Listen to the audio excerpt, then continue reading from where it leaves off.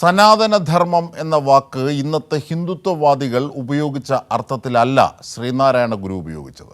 ചാതുർവർണ്ണ്യ വ്യവസ്ഥയിൽ അധിഷ്ഠിതമായ സനാതനധർമ്മത്തെ ഗുരു നിരാകരിക്കുകയാണ് ചെയ്തതെന്നും ചിന്തകനും എഴുത്തുകാരനുമായ ഡോക്ടർ സുനിൽ പി ഇളയിടം ഓർമ്മിപ്പിച്ചു. CPIM സംസ്ഥാന സമ്മേളനത്തിന്റെ ഭാഗമായി സംഘടിപ്പിച്ച സനാതനധർമ്മം മാനവിക ധർമ്മമോ എന്ന സെമിനാർ ഉദ്ഘാടനം ചെയ്യുകയായിരുന്നു അദ്ദേഹം. മതത്തിന്റെ യാഥാസ്ഥിതിക മൂല്യങ്ങളെ സംരക്ഷിക്കുന്ന അതിനുവേണ്ടി നിലകൊള്ളുന്ന ഒരു വിഭാഗം എന്ന നിലയിലാണ് സനാതനികൾ എന്ന് സ്വയം വിശേഷിപ്പിക്കുന്ന യാഥാസ്ഥിതിക മതവിശ്വാസത്തിന്റെ ഒരു ധാര 19ാം നൂറ്റാണ്ടിൽ ഇന്ത്യയിലെ സാമൂഹ്യ മതസംവാദങ്ങളിൽ പ്രബലമാകുന്നത്. സനാതനധർമ്മം സങ്കുചിതമല്ല, വിശാലമാണെന്ന് BJP ദേശീയ നിർവാഹക സമിതി അംഗം PK കൃഷ്ണദാസ് അഭിപ്രായപ്പെട്ടു.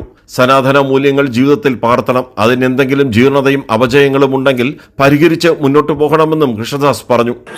ഒരു മനുഷ്യന് സ്വസ്ഥതയോടെ, ഒരു മനുഷ്യന് സ്വൈര്യത്തോടെ, സ്വാതന്ത്ര്യത്തോടെ, സമൃദ്ധിയോടെ, സംതൃപ്തിയോടെ, സമഭാവനയോടുകൂടി ജീവിക്കാൻ ആവശ്യമായ മൂല്യങ്ങളെയാണ് സനാതന മൂല്യങ്ങൾ എന്ന് പറയുന്നത്.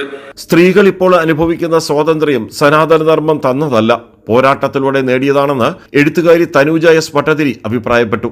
ശൈശവ വിവാഹം ഇല്ലാതായതും വിദ്യാഭ്യാസം ചെയ്തതുമൊക്കെ സാധാരണ ജനം സമരം ചെയ്ത് നേടിയതാണെന്നും തനൂജ ചൂണ്ടിക്കാട്ടി. സ്ത്രീകൾ സനാതന ധർമ്മത്തിനകത്ത് ഉൾപ്പെട്ടിരുന്ന സ്ത്രീകൾ അനുഭവിച്ച യാതനകൾ എന്ന് പറഞ്ഞാൽ ഇന്നത്തെ നമുക്ക് വിശ്വസിക്കാൻ പറ്റില്ല. ഇത് സനാതന ധർമ്മമല്ല, അത് മാറ്റിക്കൊണ്ടുവന്നത് സാധാരണ മനുഷ്യർ യുദ്ധം ചെയ്ത് നേടിയതാണ്, സമരം ചെയ്ത് നേടിയതാണ്.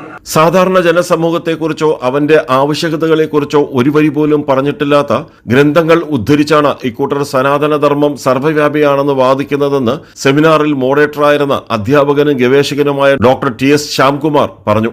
ഇത് കോവിഡ് പോലെ ഉന്മൂലനം ചെയ്യേണ്ടതാണെന്ന തമിഴ്നാട് ഉപമുഖ്യമന്ത്രി ഉദയനിധി സ്റ്റാലിന്റെ വാക്കുകളും അദ്ദേഹം ചൂണ്ടിക്കാട്ടി. ശൂദ്രൻ സഞ്ചരിക്കുന്ന ഒരു പട്ടണയായതിനാൽ ശൂദ്രന്റെ സമീപം വേദം ഉച്ചരിക്കരുത് എന്നാണ് ഏറ്റവും വലിയ അദ്വൈത സിദ്ധാന്തകാര ഭാഷ്യകാരനായ ശങ്കരാചാര്യർ പറയുന്നത്. പിന്നെ വേദാന്തത്തിൽ എന്ത് സനാതന തത്വം ഉണ്ടെന്നാ പറയുന്നത്? രാജ്കുമാർ, കൈരളി ന്യൂസ്, കൊല്ലം.